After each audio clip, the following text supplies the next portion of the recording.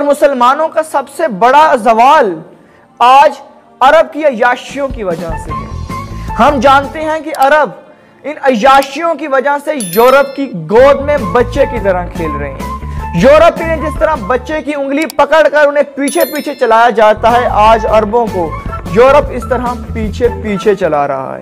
यही वजह है कि आज अरब जब भी इस तरह की बात होती है तो सरे फरिश्त नहीं आता, हालांकि वो इस्लाम का सबसे मोतबर मुल्क जाना जाता है। तमाम मुसलमानों की उन पर उम्मीदें होती हैं, क्योंकि हमारा खाना काबा बैतुल्लाह अरबों के हवाले है।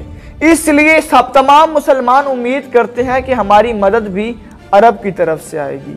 तमाम मुसलमान उसे अपना इमाम मानते हैं, उसे अपना लीडर मानते हैं। तमाम मुसलमान ममालिक की या तमाम तर उम्मत मुस्लिमा की नजरें अरब की तरफ होती हैं।